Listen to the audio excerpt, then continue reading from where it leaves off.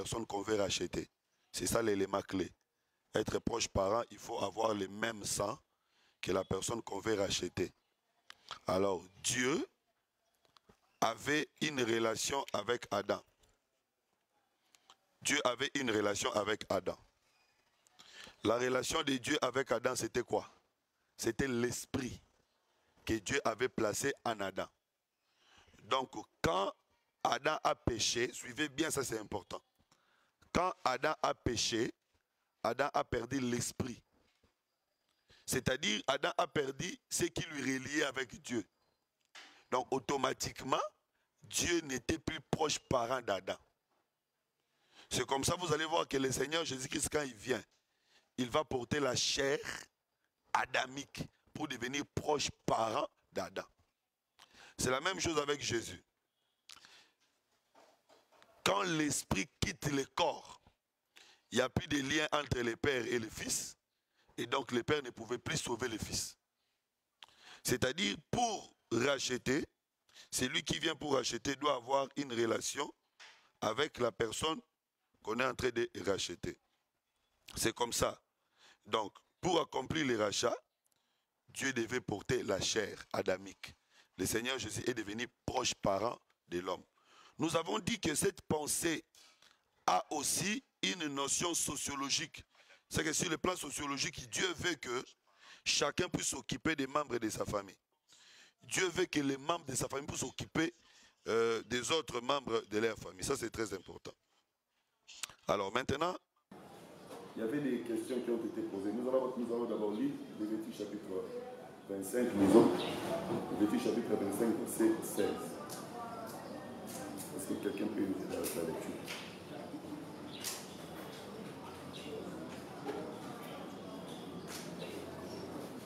Lévitique chapitre 25, nous commençons à partir du verset 16 et nous descendons.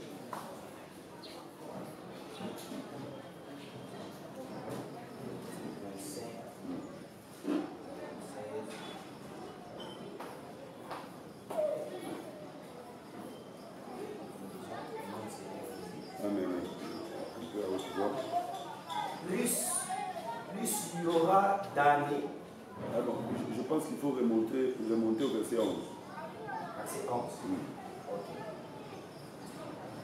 La 50e année sera pour vous les jubilés. Écoutez, ici je vais parler sur les trois sortes de rachats que nous allons passer à autre chose.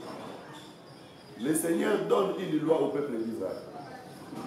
Quand vous serez dans le pays, vous allez compter les sabbats d'année. Donc chaque 7e année était une année sabbatique, une année du repos. Donc vous travaillez pendant 6 ans, 7e année, vous vous reposez. Et dans chaque 7e année, on était censé libérer des esclaves. Je crois que vous savez cette loi. Quand on achète un esclave contre eux, il va travailler 6 ans, 7e année, il sera libéré. Donc chaque 7e année, c'était des années de relâche. Maintenant, Dieu dit à Israël, vous allez compter 7 sabbats. Qui va faire 49 ans. Je pense que c'est simple, vous comprenez le calcul. Ou bien tout bandé là. Chaque 7e année. Hein? Attention, il faut un autre téléphone. Bon, si quelqu'un d'autre peut enregistrer, frère David, il a dit au frère David, il est là dehors, dis-lui de venir enregistrer. Donc, ça c'est Exode chapitre 21. Dieu dit à Moïse que si on achète un esclave hébreu, il va travailler pendant 6 ans, la 7e année, il sera libéré. Ça c'est la loi. Maintenant, Dieu demande à Moïse de compter 7 sabbats d'année. Donc, 7 ans, 7 ans, 7 ans, 7 ans, 7 fois. Qui va faire 49 ans. Maintenant, la 50e année, ça sera une année de jubilé, une année de relâche. La 50e année, tout celui qui avait vendu sa maison, même s'il n'a personne pour venir racheter la maison vendue, il va récupérer sa maison. Donc ça, c'était la loi d'Israël. Si quelqu'un vend une maison, parce qu'en Israël, quand on vend quelque chose, on peut également la récupérer, on peut la racheter. Donc c'était ça la loi. Si je te vends ma maison parce que je n'ai pas d'argent, mais si mon frère vient et qu'il a la possibilité, il te rembourse ton argent, tu peux également taxer, il te rembourse ton argent et puis tu rends ma maison. Mais si je n'ai personne pour acheter ma maison, je vais attendre la 50e année. Donc quand la 50e année arrive, peu importe l'argent que tu m'avais donné, tu vas sortir de ma maison et je récupère ma maison.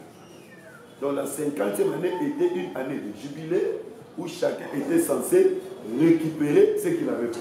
C'est de ça qu'on est en train de parler. Donc lisons maintenant. La 50e année sera pour vous les jubilés.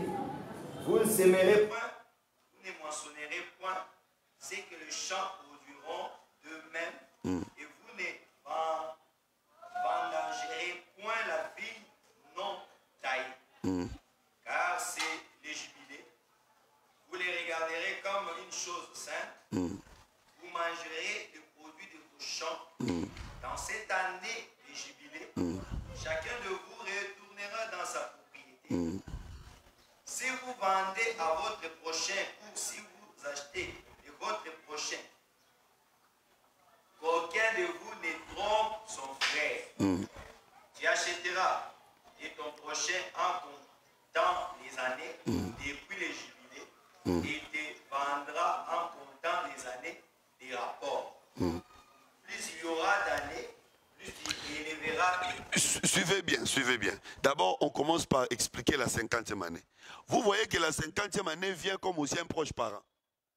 Ce que les proches parents peuvent faire, la 50e année le fait aussi. Donc si quelqu'un n'a pas un proche parent, il attend seulement la 50e année. Quand la 50e année arrive, il aura la récupération de ce qu'il a perdu. Or, dans la Bible, une année, c'est aussi un bœuf. Dans la Bible, une année, c'est aussi un bœuf. Mboula moko ezaka ngombe. Ngaïté Joseph Moutalobaki. Quand Joseph interprète le songe de Pharaon, il interprète chaque année comme un bœuf. Je crois que vous êtes d'accord. Et dans la Bible également, un bœuf, c'est un serviteur. C'est Paul qui le dit. Donc on peut dire que une année, c'est aussi un serviteur. Donc la 50e année, c'est un serviteur qui vient payer pour ceux qui n'ont pas de quoi payer afin qu'ils récupèrent leur maison. Donc quand la 50e année arrive, on va récupérer ce qu'on avait perdu. Et nous disons que la 50e année, c'est un homme. C'est le Seigneur Jésus-Christ. C'est pourquoi quand Jésus est venu, il dit, Abraham, votre père, a vu mon jour, il tressaillit de joie. Le juif lui dit, tu n'as pas 50 ans. Pourquoi ils ont parlé de 50? C'est-à-dire qu'ils voyaient les nombres 50 à lui. Alors, si nous allons dans Nombre chapitre 4, verset 23, lisons ça. Nombre chapitre 4, verset 23. Que disent les Écritures? Tu feras les dénombrements depuis l'âge de 30 ans et au-dessus jusqu'à l'âge de 50 ans. De tous ceux qui sont propres à exercer quelques fonctions dans la tente d'assignation. Les sacrificateurs commençaient le travail à 30 ans, ils terminaient le travail à 50 ans. Donc c'est que la 50e année faisait aussi qu'il y ait des gens qui quittent les fonctions sacerdotales, qu'il y ait des autres qui puissent entrer dans des fonctions sacerdotales. Ça c'est très important. Voilà pourquoi le Saint-Esprit était descendu aussi le 50e jour. Il y a le nombre 50, les jours où le Saint-Esprit était descendu. Pourquoi? Quand le Saint-Esprit descend, il y avait un peuple qui a quitté les fonctions sacerdotales et il y a un autre qui est entré. Quel est le peuple qui a quitté? Le peuple qui a quitté, c'est le peuple d'Israël. Et le peuple qui est entré, c'est nous les nations. Donc, j'ai dit d'abord, d'une manière organisée, j'ai dit que 50e année, année de jubilé, parle de Jésus-Christ. C'est lui l'année de jubilé. Quand lui il vient, il ramène chacun dans sa propriété et il donne à chacun ce qu'il avait perdu. Il ramène chacun dans sa terre et il redonne à chacun ce qu'il avait perdu. Donc cette année de jubilé, quand elle arrive, elle donne la liberté aux esclaves et elle donne la terre perdue à celui qui l'avait perdu. C'est comme ça que vous allez remarquer que Adam, quand il a péché, Adam est devenu esclave de Satan. Adam est devenu esclave du serpent. Parce que Dieu avait dit que au serpent, tu te nourriras de la poussière. Or, la poussière dont Dieu parlait, c'était Adam. Quand Adam a péché, Adam est devenu esclave. Mais maintenant, et puis à part devenir esclave, Adam avait aussi perdu sa terre, son jardin. Donc Adam devait attendre la venue du 50e année, de la 50e année. Et quand la 50e année est venue, Adam ne sera plus esclave et Adam va récupérer sa terre. Alors pour confirmer que Jésus-Christ est la 50e année, le jour où Jésus était né, qu'est-ce qui s'est passé? Il y avait recensement. La Bible dit que chacun est retourné chez lui pour aller se faire recenser. Voilà pourquoi Joseph a amené sa femme à Bethléem. C'est-à-dire à la naissance de Jésus, chacun est retourné chez lui. C'est comme ça que je dis que si quelqu'un reçoit Jésus dans sa vie, il doit retourner chez lui. Donc, la parole de Dieu, quand elle vient, elle fait retourner chacun chez lui.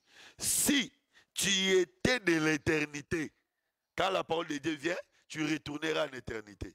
Si tu étais enfant de Dieu, quand la parole de Dieu vient, tu retournes dans la maison de Dieu.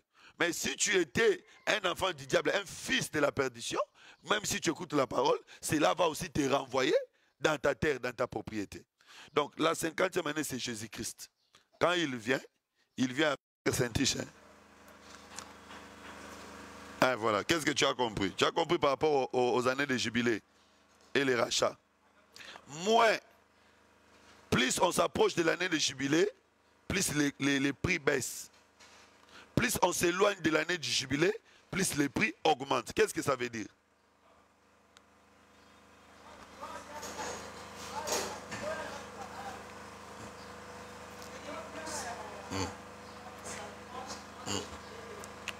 Oui.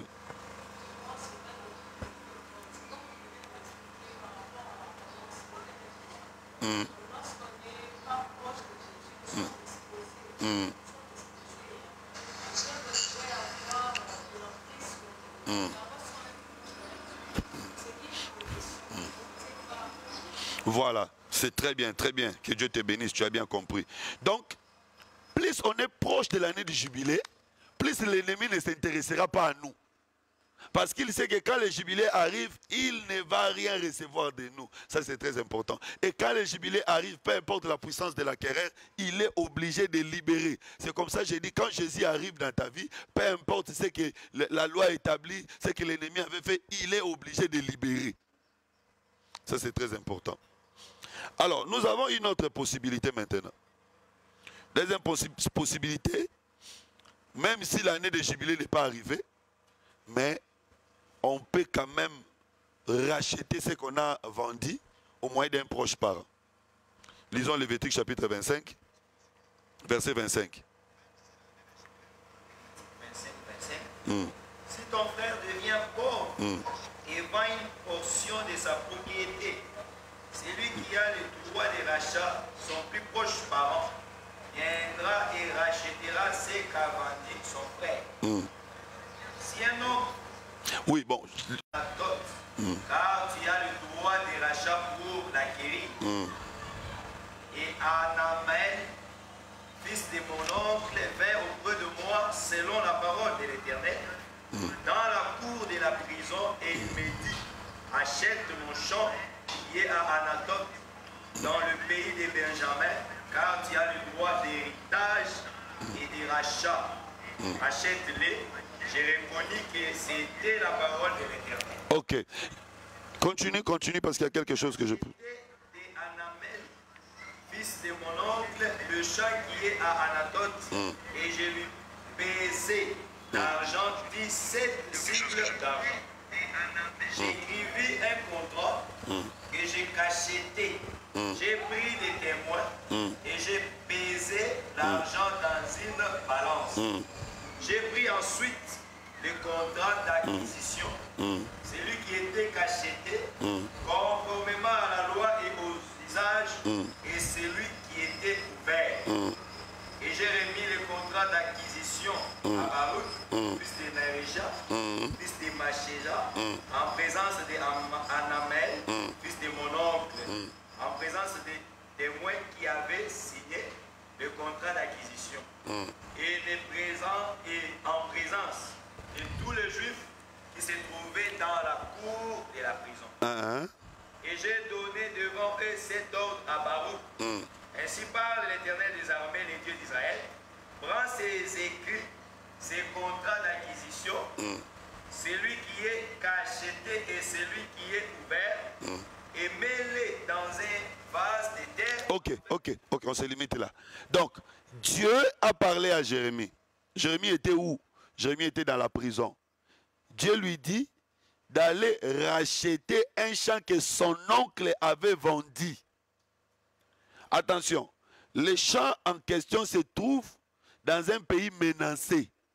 Parce que c'était au moment où le roi Nécabistar menaçait de venir prendre le peuple d'Israël en captivité, le peuple de Juda en captivité, de venir dominer sur Jérusalem. Donc le champ en question se trouvait en Anatote. Et Dieu dit à Jérémie d'aller acheter les champs que son oncle avait vendus. Jérémie va prendre de l'argent, il va donner.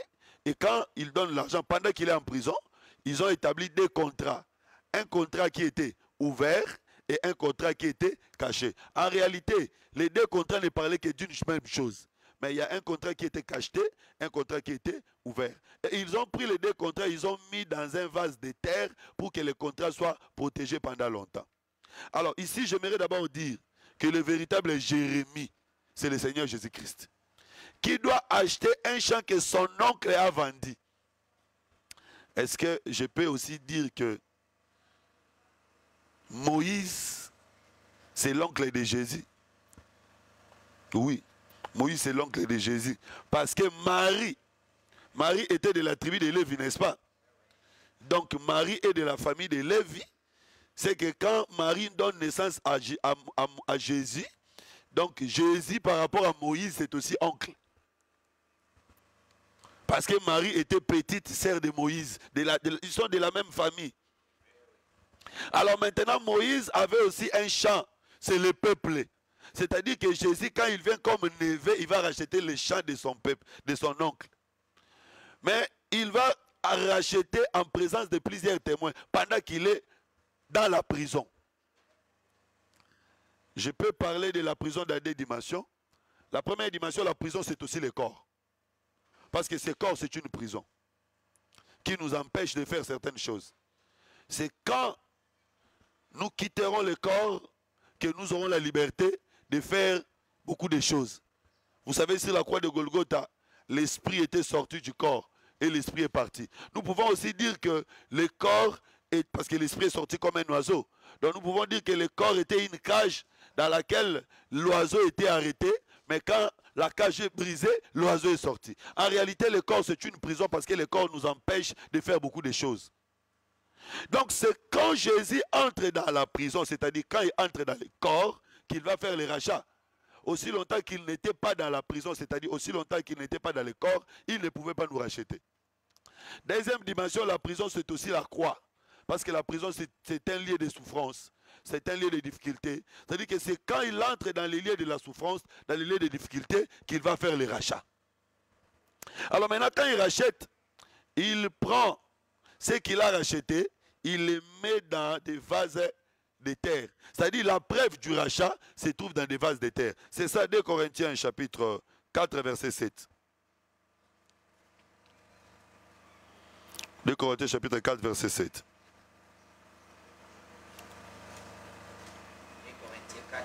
Nous portons ces trésors dans des vases de terre, afin que cette grande puissance soit attribuée à Dieu et non pas à nous. C'est quoi le trésor en question? C'est l'évangile. Dans des vases de terre. En réalité, le contrat d'acquisition, là, c'est l'évangile. Donc, que Dieu nous a donné. Et dans l'évangile, nous avons deux sortes, au fait, nous avons deux dimensions. Il y a ce qui est fermé et ce qui est ouvert. Ce qui est fermé, c'est les Écritures. Ce qui est ouvert, c'est l'interprétation. Donc ça parle de la même chose. L'écriture et l'interprétation, ça parle de la même chose. C'est comme ça, si vous allez en Israël, chez les rabbins juifs, on parle de, quand on dit Torah, Torah c'est le Torah au pluriel. C'est-à-dire pour eux, Dieu avait donné à Moïse deux Torahs. Il y a la Torah écrite et la Torah orale. Donc, c'est ça. Même chez eux, ils savaient qu'il y a la Torah écrite et la Torah orale. Et chez nous aussi, nous avons les Écritures et l'explication. Les Écritures, c'est ce qui est cacheté. On ne peut jamais comprendre de quoi il s'agit. Mais l'interprétation, c'est ce qui est révélé. Mais Dieu prend toutes ces choses, il les place dans les corps des ministres. C'est comme ça, un serviteur de Dieu doit avoir la maîtrise des Écritures. Et un serviteur de Dieu doit avoir la connaissance de l'explication des Écritures. Donc on ne peut pas prétendre être serviteur de Dieu si on n'a pas la culture de la lecture de la Bible. Un serviteur de Dieu doit avoir cette culture de lire la Bible tous les jours. Parce que les textes doivent habiter abondamment en lui. Et après, l'explication également doit être plantée en lui. Donc nous disons qu'ici Jérémie représente le Seigneur Jésus-Christ qui est venu racheter quelque chose que son oncle avait vendu. Ici nous disons que l'oncle c'est l'image de Moïse, ou encore nous pouvons remonter pour dire que c'est Adam qui avait perdu, le Seigneur vient récupérer. La même chose nous le retrouvons aussi dans Ruth chapitre 4 verset 1er. Lisons ça. Ruth chapitre 4 verset 1er. Ruth.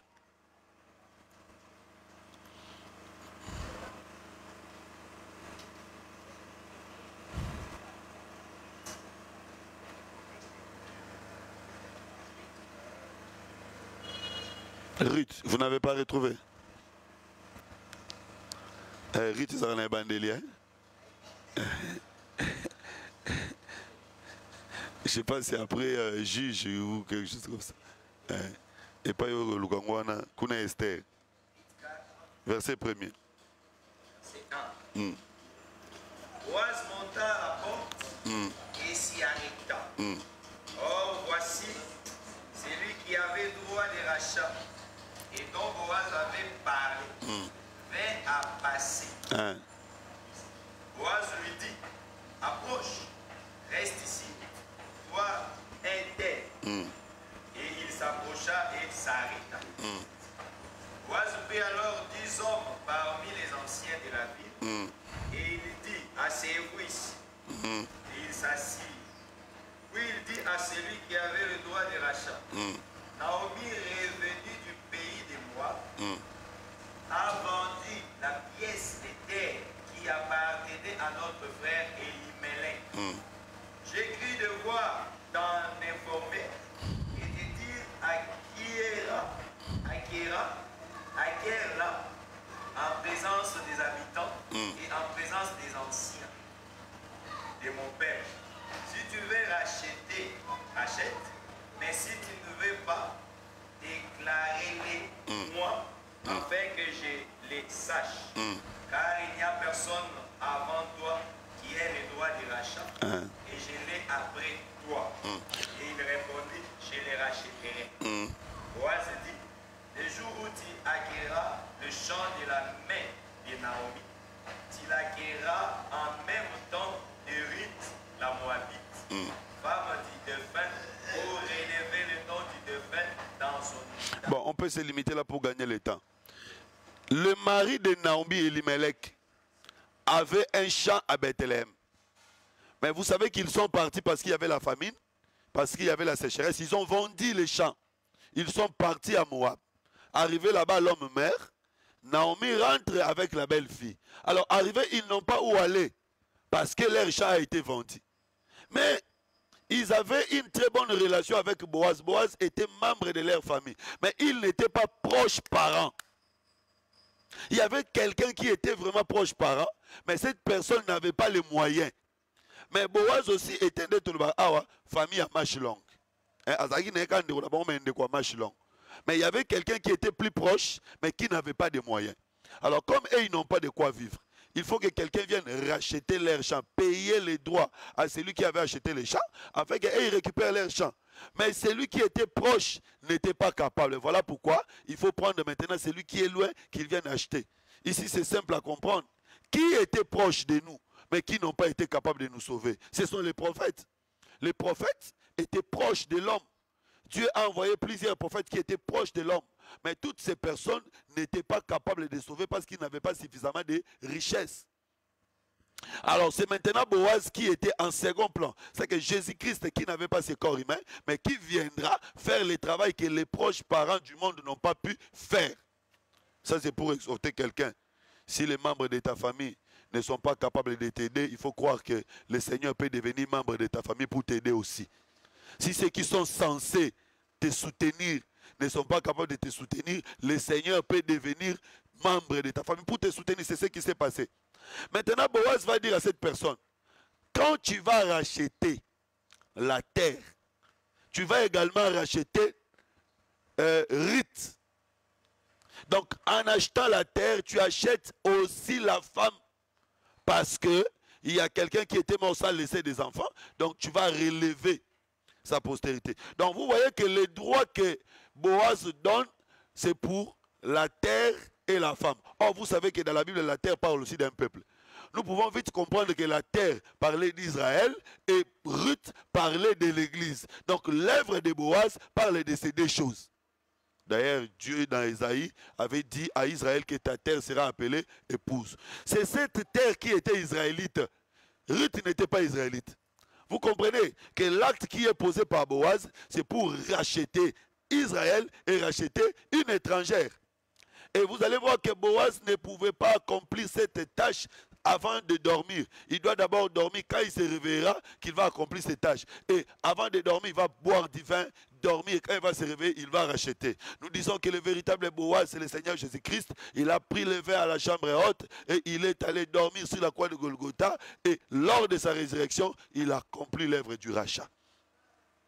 Donc, première étape du rachat, c'est l'année jubilaire qui apporte le rachat. Deuxième étape du rachat, c'est les proches parents qui apportent le rachat. Et troisième étape du rachat, on dit que si quelqu'un n'a pas un homme pour le racheter, il peut se racheter aussi lui-même. Et nous avons dit que ça maintenant, c'est Jésus lui-même. Jean chapitre 5, verset 26.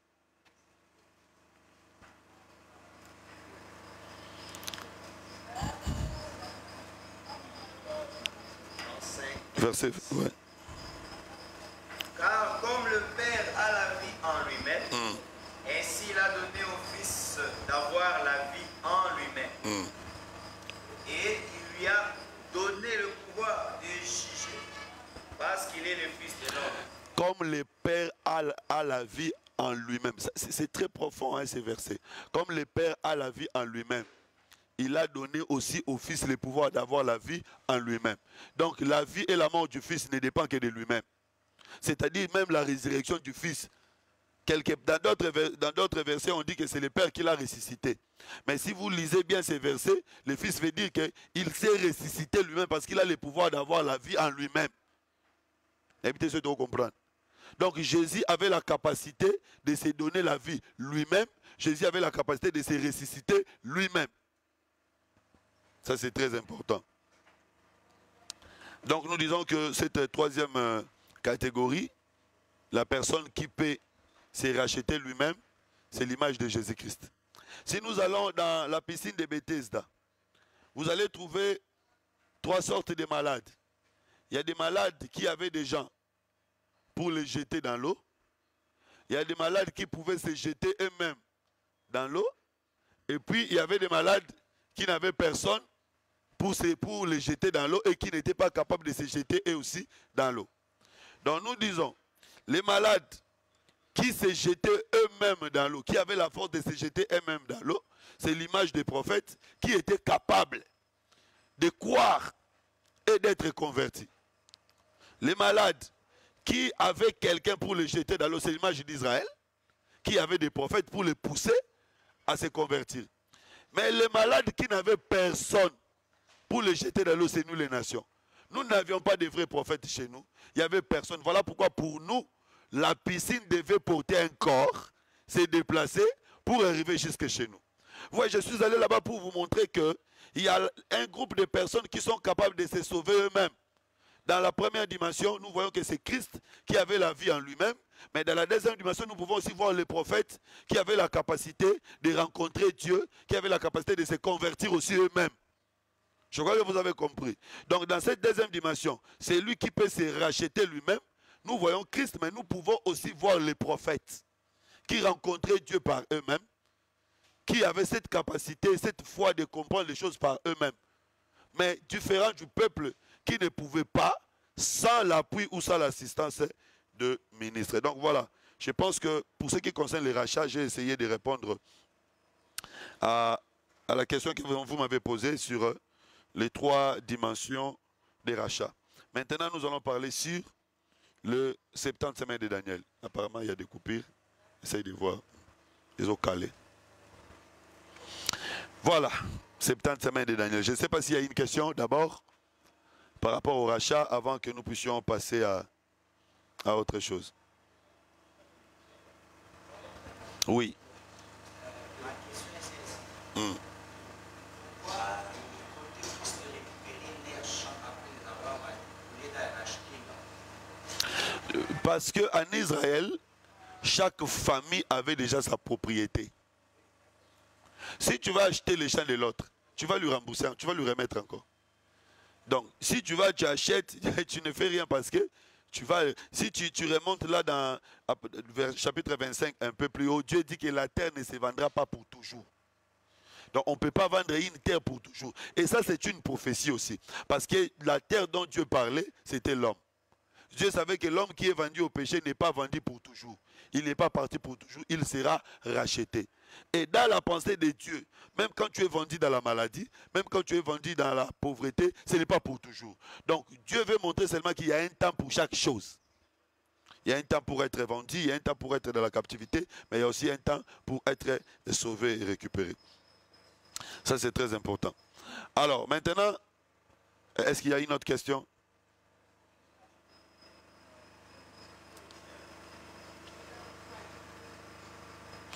Voilà, puisqu'il n'y a pas de questions, nous allons passer aux 70 semaines de Daniel. Nous allons lire les livres de Daniel, Daniel chapitre 9.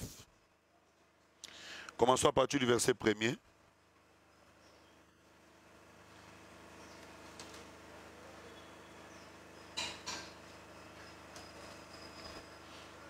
Daniel chapitre 9, comprenons. Oui. Premier verset. La première année de Darius. Daniel, malgré qu'il est prophète, il va lire les livres de Jérémie. J'aime la complexité, la complicité des prophètes du temps ancien. Donc un prophète qui lit un autre prophète et qui répète un autre prophète. Mais aujourd'hui, Daniel n'a pas eu honte de dire qu'il a lu ça chez Jérémie. Mais aujourd'hui, quand quelqu'un prend une prédication chez un tel prédicateur, il monte à la chair. Ah, mais ma patron. Non, mais c'est ça, non. D'ailleurs, même les scientifiques le disent. Quand tu cites quelqu'un, il faut mettre son nom. Vous prenez la citation d'une personne française, Maloba, pensée, mais sans pour autant dire que ça, telle personne l'a dit. C'est quand même très beau dans la chair, un prédicateur qui prêche, il dit, tel prédicateur avait dit ceci. Tel prédicateur avait dit cela, et moi je comprends dans tout ça, voilà ce que moi je vous apporte. C'est ça.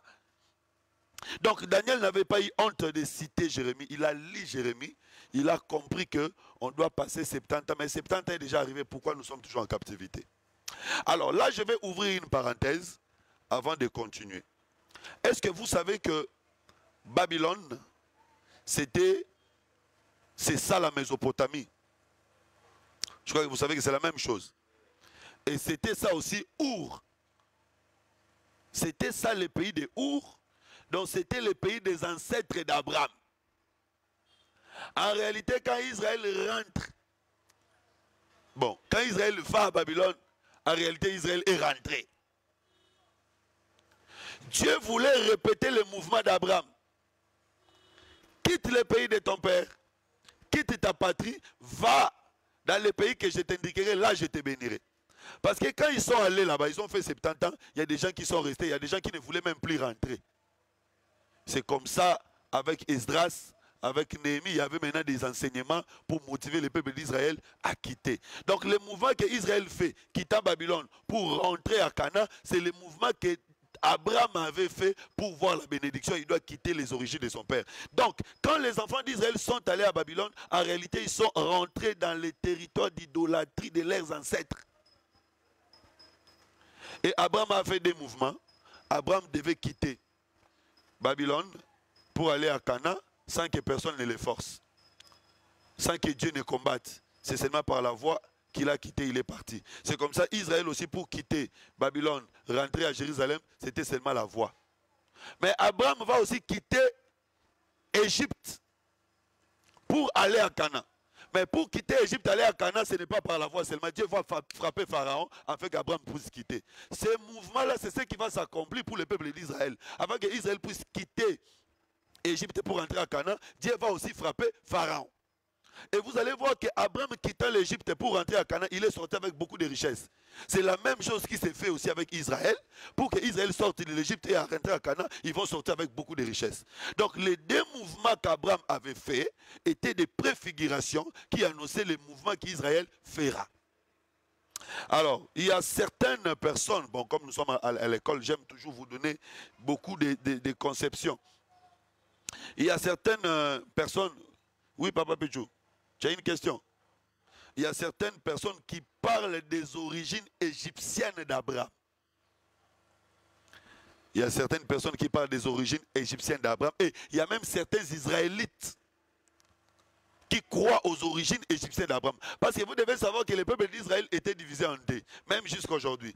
Il y a Israël d'Alexandrie et Israël de Babylone. C'est-à-dire, quand ils sont allés en captivité, il y a de ceux-là qui sont allés en captivité à Babylone. Il y a aussi de ceux-là qui sont allés en captivité en Égypte. Est-ce que vous avez informé que c'est bon? Oui, presque dans le même moment. Non, dans la prophétie, dans la parenthèse, dans une histoire, dans l'histoire, dans ce qui s'est passé.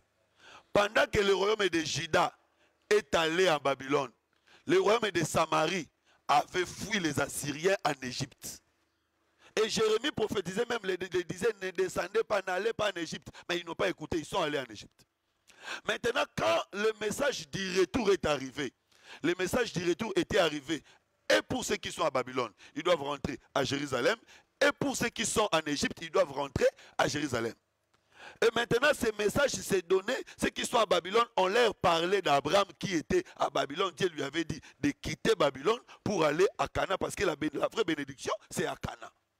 Donc les prophètes qui prêchaient à Babylone, c'est là où vous devez comprendre la contextualisation du message. Comment est-ce qu'un bon prédicateur doit savoir contextualiser son message? Les prophètes qui prêchaient à Babylone, quand ils parlaient d'Abraham. Il leur disait que Dieu ne pouvait pas bénir Abraham à Babylone. Donc à Babylone, même si vous avez l'argent, parce que les Israélites sont devenus riches à Babylone. Ils ont eu des banques, ils étaient des cambistes, ils avaient construit des maisons, ils étaient stables. Alors c'était difficile pour eux de quitter Babylone et de rentrer à Canaan pour aller reconstruire leur pays. C'est comme ça les enseignants qui les enseignaient, ils ont parlé d'Abraham. Ils ont dit que Dieu ne pouvait pas bénir Abraham à Babylone. Dieu était capable de lui bénir à Babylone, mais Dieu lui avait dit de quitter Babylone, d'aller à Canaan. Donc le pays de la bénédiction, c'est Canaan, ce n'est pas Babylone. Et puis le pays des offrandes, c'est Canaan, parce qu'Abraham à Babylone n'avait pas fait des offrandes, mais c'est quand elle arrive à Canaan qu'il fait des offrandes. Vous voyez, ça c'est le message qu'on annonçait à ceux qui étaient à Babylone. Mais pour ceux qui étaient en Égypte, ceux qui étaient en Égypte aussi sont devenus forts.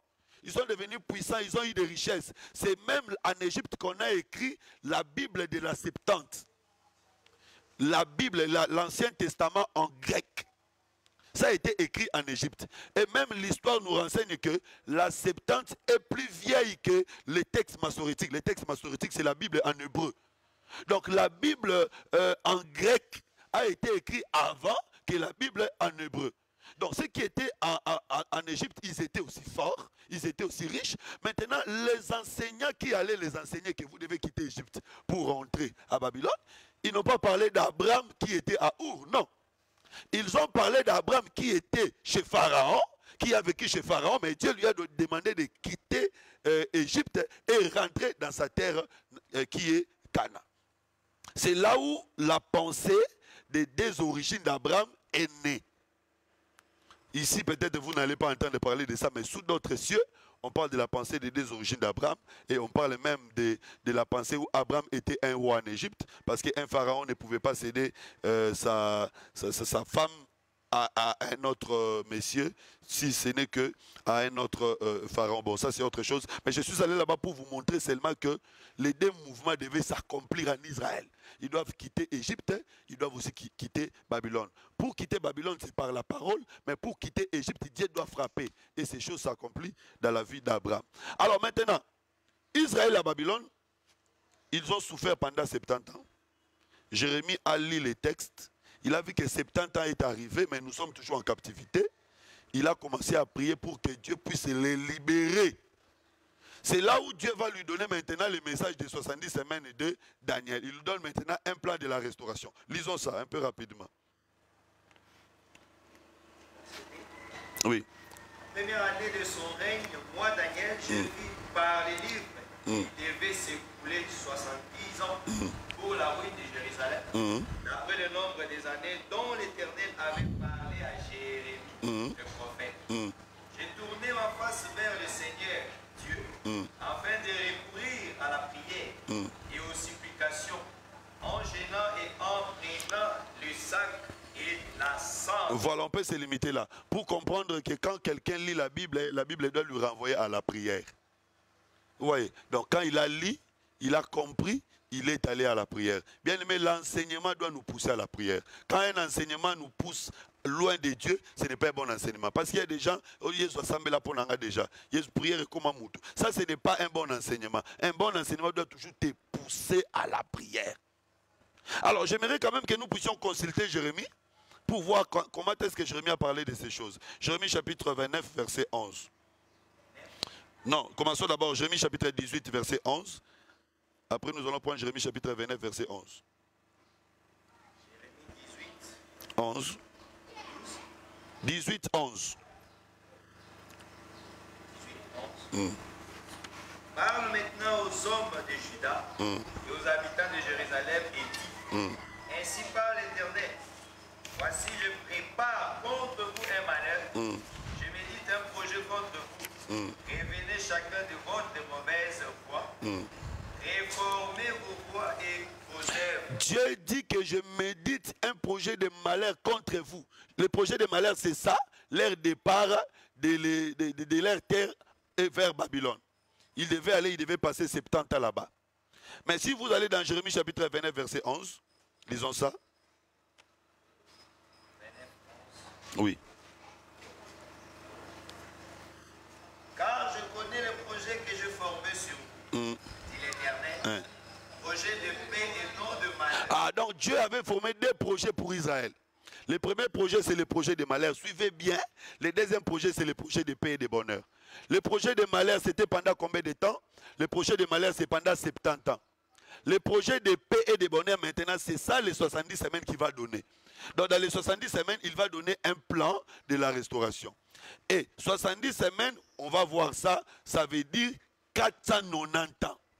Parce que c'est 70 fois 7. Une semaine a combien de jours? Une semaine a 7 jours. Donc, c'est comme ce sont des semaines d'année, c'est qu'une semaine ici a 7 ans. Comme c'est 70 semaines, donc ça fait 490 ans.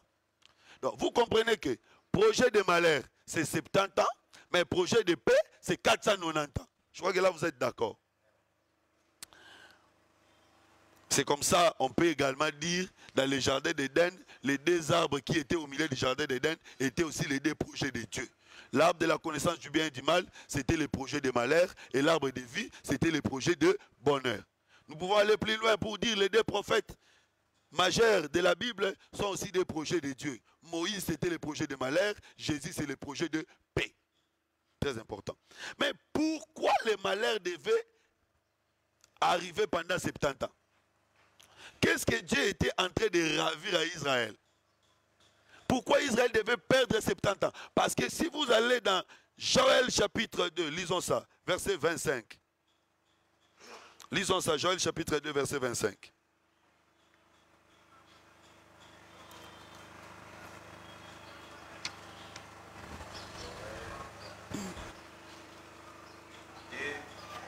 « 25. » 25. Oui.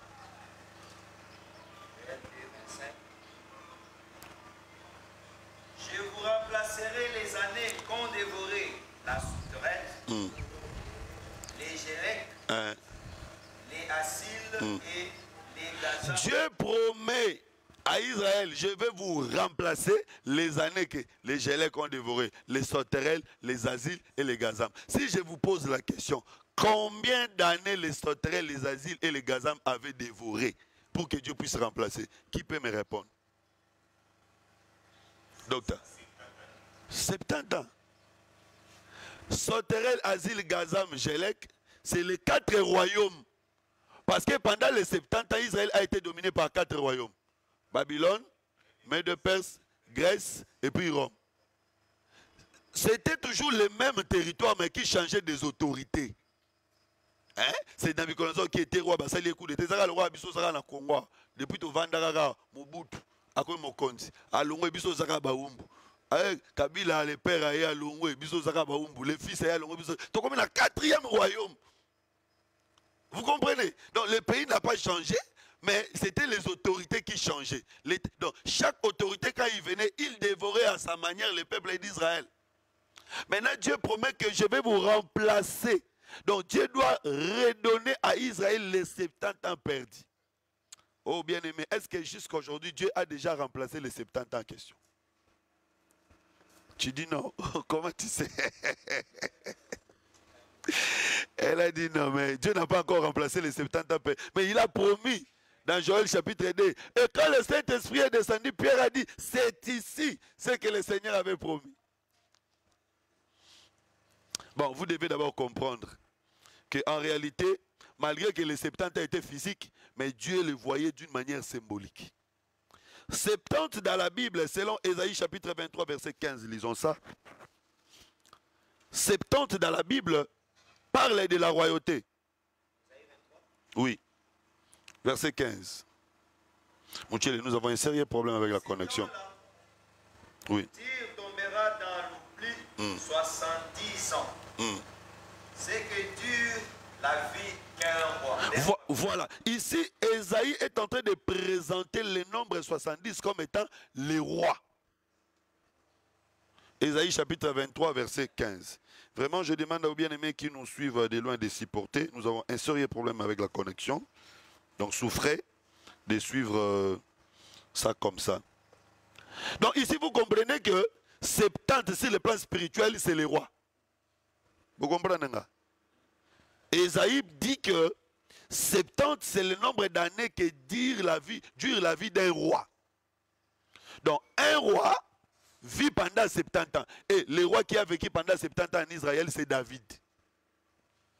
Parce que David a eu le pouvoir à 30 ans. Il a régné pendant 40 ans, donc il a vécu 70 ans en Israël. Donc, spirituellement, et il y a peut-être un autre témoin qui me soutient, les 70 fils de Jéribal qui devaient régner sur le peuple d'Israël. Donc, ils étaient au nombre de 70, ils devaient tous régner sur Israël. Donc, 70 là parle de la royauté sur le peuple. Donc, vous comprenez que quand le peuple perd 70 ans, quand le peuple reste dominé pendant 70 ans, ça veut dire tout simplement que le peuple a perdu la royauté. Et quand Dieu promet que je vous remplacerai les années qu'on dévorait, je suis d'accord avec ma soeur. Ce ne sont pas des années à compter 1, 2, 3, 4, c'est 70. Les 70 ici parlent de la royauté. Donc perdre 70 ans, c'est perdre la royauté. Israël a perdu la royauté. Et Dieu venir redonner 70 ans perdu à Israël, Dieu va donner la royauté à Israël. C'est comme ça la sœur a dit que jusqu'à aujourd'hui, Dieu n'a pas encore redonné ces années-là. C'est-à-dire que Dieu n'a pas encore donné la royauté à Israël. La même chose s'est fait avec Adam. Vous savez que Adam est mort à 930 ans. Donc il a manqué combien pour atteindre 1000 ans? 70 ans. C'est-à-dire que Adam n'a pas totalisé un jour parce que dans la Bible, un jour égale à 1000 ans. 1000 ans égale un jour. Donc Adam n'a pas totalisé un jour. Hein?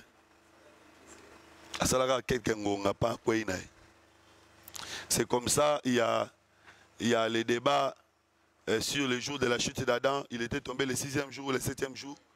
Il y a des débats. Sur le plan littéraire, c'était le 7e jour. Mais quant à la révélation, on peut dire aussi que c'était le 6e jour. Donc il ne faut pas toujours faire des débats et débats.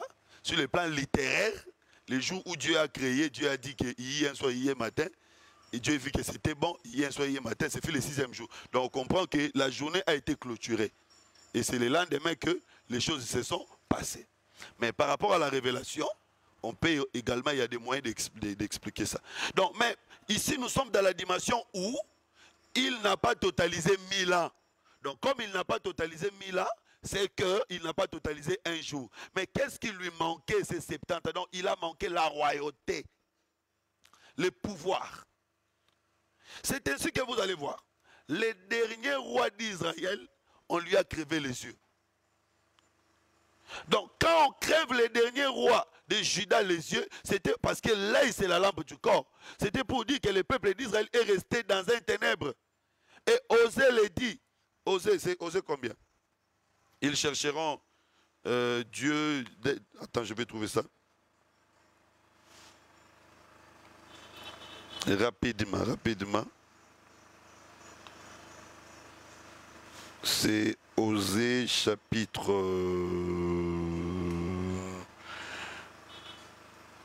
Osée chapitre 3, verset 5.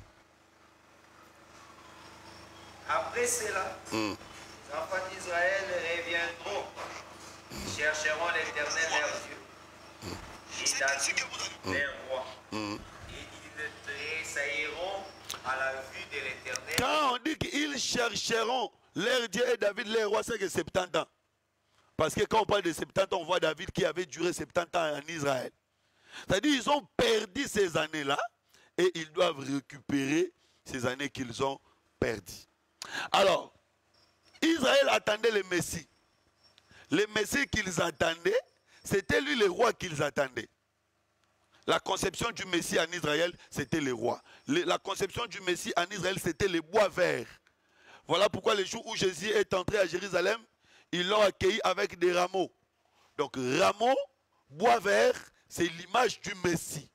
Donc, ils attendaient récupérer les 70 ans perdus et jusqu'à aujourd'hui, ils ne l'ont pas encore récupéré. Donc, là-bas, je suis allé pour vous montrer que ils vont souffrir pendant 70 ans, mais ils vont récupérer. Rentrons maintenant dans Daniel. Daniel chapitre 9, prends les versets suivants. Verset 4. J'ai prié l'Éternel, mon Dieu, et je lui fis cette confession. Seigneur, Va au verset 10. 9. nous n'avons pas écouté la voix de l'Éternel, notre Dieu, pour suivre ses lois qu'il avait mises devant nous par ses serviteurs, le prophète. Tout Israël a transgressé ta loi et s'est détourné pour ne pas écouter ta voix. Alors se sont répandus sur nous le malédiction et les imprécations. Verset 10. Ouais, continue. Alors se sont répandus sur nous les malédictions et les imprécations qui sont écrites dans la loi de Moïse, serviteur de Dieu, parce que nous avons péché contre Dieu. Il a accompli les paroles qu'il avait prononcées contre nous et contre nos chefs qui nous ont gouvernés. Il a fait venir sur nous une grande calamité et il n'était jamais arrivé sous les cieux.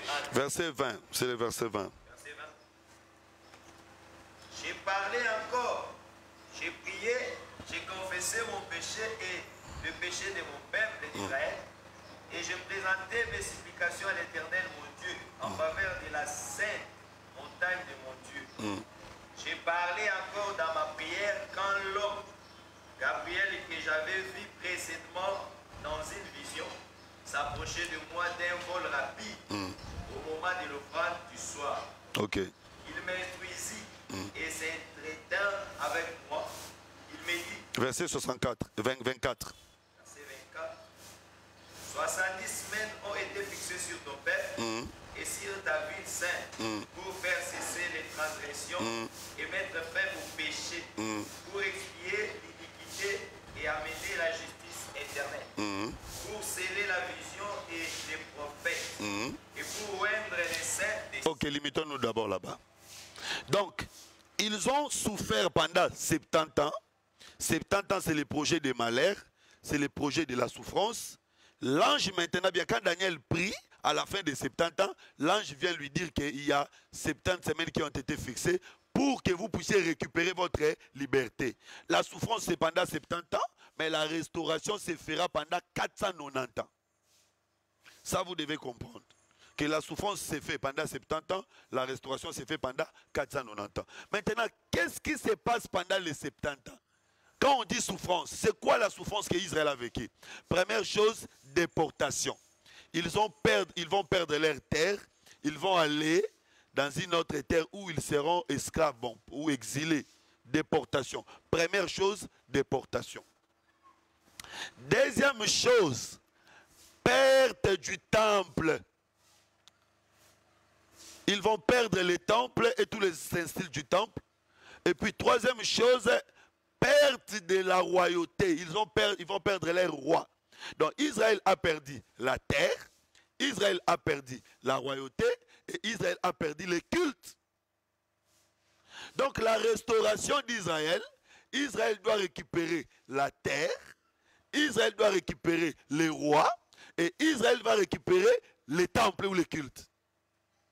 C'est comme ça, je vais anticiper parce que je vais parler cette année, l'année passée, je n'ai pas parlé de ça. Cette année, je vais parler des prophéties qui sont accomplies depuis la descente du Saint-Esprit jusqu'à aujourd'hui. Il y a certaines prophéties d'Israël qui se sont déjà accomplies. Je vais en parler.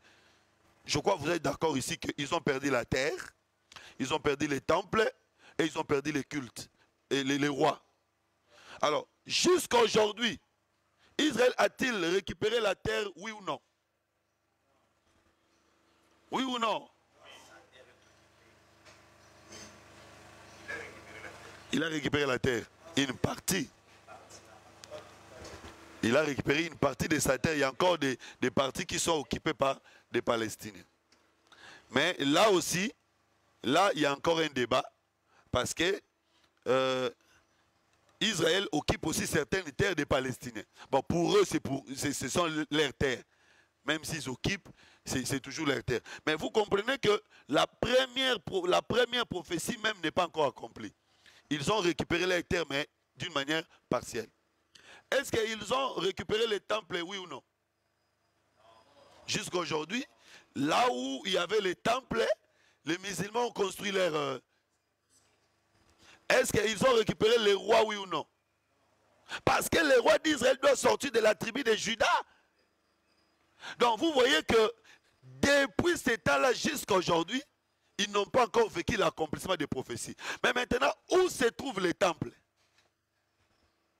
Où se trouvent les temples d'Israël? Ça a été détruit. Oui, mais ça se trouve où? Temple comme maison a été détruit, mais les ustensiles du temple se trouvent chez les nations. C'est pour dire que le culte d'Israël se trouve chez nous. Parce que le fait qu'on a apporté les chandeliers et les autres choses chez les nations, c'était déjà l'image qui montrait que le culte ira chez les étrangers. Mais attention, quand le culte va chez les étrangers, ça change de forme. Ça ne sera plus à la forme du temple, ça sera à la forme des ustensiles. C'est-à-dire que nous, aujourd'hui, nous avons récupéré l'intérieur. Nous n'avons pas récupéré l'extérieur. Voilà pourquoi Jésus qui est arrivé chez nous, ce n'est pas le Jésus qu'on dessine dans des photos là, non. Nous avons récupéré ce qui est à l'intérieur. Le corps a été détruit. En réalité, ma photo est il faut remettre en bas parce qu'en réalité, le corps doit être détruit, mais nous avons seulement récupéré ce qui est à l'intérieur. Donc, notre culte aujourd'hui est spirituel, ce n'est pas un culte charnel. Ça, c'est très important. Et donc, je vais aller vite pour clôturer pour aujourd'hui. Et la royauté également se trouve à l'église parce que la royauté et les sacerdoces marchent ensemble. Vous savez, David avait fait une stratégie politique, mais qui était aussi inspirée par le Saint-Esprit. Dieu avait séparé en Israël. Dieu avait donné la royauté à la tribu de Juda et il donne les sacerdoces à la tribu de Lévi. C'était aussi pour ne pas donner trop de pouvoir à une seule personne. Cette séparation, c'est ce que les philosophes Montesquieu dit, trop de pouvoir tue le pouvoir. Donc quand on donne à quelqu'un trop de pouvoir, ça tue les pouvoirs. Donc il faut séparer les pouvoirs. C'est comme ça, même dans nos régimes, il y a la séparation du pouvoir législatif et le pouvoir exécutif. Voilà. Alors maintenant, David avait la royauté et les sacerdoces étaient entre les mains de Lévi. Qu'est-ce que David va faire? David va choisir Jérusalem. En réalité, Jérusalem, c'est la ville de David. Qu'est-ce qu'il devait construire là-bas? Il devait en réalité construire le palais royal. Mais David dit non, Jérusalem, on ne va pas seulement construire le palais royal. Jérusalem, on va aussi construire le temple. C'est que David voulait que et le temple et la royauté soient à côté de lui. Et ça, c'était une prophétie qui voulait dire que quelqu'un viendra qui va réunir à lui et la royauté et les sacerdoces. Donc quand on dit trop de pouvoir tue le pouvoir, c'est pour les humains, mais pour Jésus, trop de pouvoir conserve le pouvoir. Donc David était l'image de Jésus. Et même, c'est ça aussi, Abraham, parce qu'Abraham était un roi sacrificateur. Dieu, quand il appelle Abraham, il dit, je ferai de toi une grande, je rendrai ton nom grand. La grandeur, c'est la royauté. Mais non seulement ça, Abraham a aussi fait des sacrifices. Donc quand David met et les temples et le palais royal à Jérusalem, c'est que David amène les sacerdoces royales et les sacerdoces lévitiques dans un seul endroit. Maintenant, quand les Babyloniens sont venus, les Babyloniens ont arraché, ils ont pris les ustensiles du temple, ils l'ont amené. Ils ont également pris les fils de Juda, tels que Daniel. Donc les Babyloniens ont amené et le culte et la royauté. Donc nous disons qu'aujourd'hui dans l'église, il y a et le culte et la royauté. Ces choses, c'est Ézéchias qui l'a provoqué. Lors de la guérison d'Ézéchias, il y a des Babyloniens qui sont venus pour les féliciter. Et Ézéchias les a montré toutes ses richesses. Le prophète a dit à Ézéchias, puisque tu as fait ça, sache que toutes tes richesses iront là-bas et ils vont aller avec tes fils les plus brillants. Mais cela va se faire quand tu mourras. Donc, la mort d'Ézéchias, après la mort d'Ézéchias, ces choses vont s'accomplir. Le véritable Ézéchias, c'est le Seigneur Jésus-Christ. Il était mort, il est revenu à la vie. Après, quand lui va partir, les temples et les ustensiles viendront chez nous. Alors, vous devez également faire attention par rapport à l'histoire. Les choses du temple qui sont venues chez nous, ce n'est pas ce que Nébuchadnezzar avait amené. Mais les choses du temple qui sont venues chez nous, c'est ce que les Romains ont amené à la Septante. C'est très important. Parce que ce que Nébuchadnezzar avait amené, ça a été retourné avec les rois Cyrus. Cyrus avait donné l'ordre qu'on retourne à Israël, tout ce qui appartenait à Israël devait retourner dans les temples. Dieu avait suscité le roi Cyrus pour qu'il reconstruise, il donne l'ordre de reconstruire les temples et que tous les ustensiles du temple retournent à Israël. Mais ce que les Romains ont amené jusqu'à aujourd'hui ne sont pas rentrés. Symboliquement, c'est pour montrer que la grâce aujourd'hui se trouve d'abord à l'Église. Donc Israël est encore en train de traverser son 70 ans de souffrance. Et pendant les 70 ans de souffrance d'Israël, l'évangile, les temples et la royauté se trouvent chez nous. Donc nous avons et les temples et la royauté, et Israël est resté sans rien. Ça c'est très important. Alors, je vais terminer par quelques notions clés dans les 70 semaines de Daniel, parce que nous allons parler sur les 3 parties des 70 semaines de Daniel la semaine prochaine. Il y a 7 semaines, 70 semaines et 1 semaine, et nous allons voir comment calculer. Parce qu'il y a 490 ans, mais les 490 ans ne sont pas toutes accomplis. Alors nous allons étudier comment on fait les calculs, à partir de où on fait les calculs et comment on fait les calculs. Dans les 3 parties, on va étudier ça. Mais ici, j'aimerais que nous puissions étudier les termes clés. Il y a des termes clés, par exemple, on dit l'offrande du soir. Daniel dit, je priais pendant le moment de l'offrande du soir. On dit les vols rapides. On parle du peuple de Daniel, on parle de la ville sainte et on parle du nombre 70. Je vois que j'ai parlé déjà du nombre 70. J'ai montré qu'en réalité, ça parle de la royauté. Alors, quand on dit offrande du soir, vous devez savoir qu'en Israël, il y avait des offrandes chaque jour. Offrande du matin, offrande du soir. Offrande du matin, ouvrez la journée. Offrande du soir, clôturez la journée. Et donc, la révélation est venue au moment de l'offrande du soir. Et nous disons que Jésus-Christ, sur la croix de Golgotha, était une offrande du soir. Pourquoi? Parce qu'il était venu mettre fin à une journée, la journée de la loi. Comme ça, nous disons qu'il était une offrande du soir parce qu'il a clôturé la loi, il a mis fin à la loi. Et vous allez remarquer que quand Jésus était en train d'être crucifié, le soleil est entré pour montrer réellement que c'est lui l'offrande du soir. Alors c'est l'offrande du soir qui amène la révélation. Et nous disons que c'est la mort de Jésus qui nous a amené toutes les révélations que nous avons aujourd'hui. Parce qu'avant que Jésus ne meure, le peuple n'avait pas la révélation. Mais c'est après la mort de Jésus que le peuple reçoit la révélation. Ça c'est très important. Et vous allez aussi remarquer que les disciples qui marchaient avec lui dans les chemins d'Emmaüs ne pouvaient découvrir le vrai visage de Jésus que quand le soleil s'est couché. Ils marchaient avec lui. Quand au coucher du soleil, ils ont dit, bon, entrons quand même ici parce qu'il fait tard. Et quand ils sont entrés dans cette maison, c'est alors qu'ils ont découvert que c'était le Seigneur. C'est-à-dire l'offrande du soir, c'est l'offrande qui amène la révélation. Et cette offrande du soir, c'est l'œuvre de la croix de Golgotha. Alors, vol rapide, quand il dit que l'homme Gabriel est venu vers moi par un vol rapide, le vol rapide, c'est le vol de l'aigle. Et vous savez avec moi, dans Exode chapitre 19, verset 4, Dieu est venu comme un aigle pour délivrer les peuples d'Israël de la main de Pharaon. Donc quand il vient comme un aigle, il vient pour la délivrance. C'est-à-dire le message que l'ange amène à Daniel, c'était un message de la délivrance. C'est comme ça, Malachie chapitre 4, verset 1er, Dieu viendra aussi comme un aigle avec des ailes. Les deux ailes ici, c'est les deux oies que Dieu va utiliser pour délivrer Israël de la domination de l'Antéchrist. Voilà.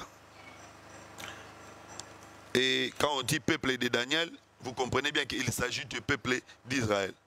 Donc, d'abord, il s'agit du peuple de Juda, parce que le royaume était divisé en deux. Il s'agit du peuple de Juda, littéralement, mais prophétiquement, il s'agit de tout Israël.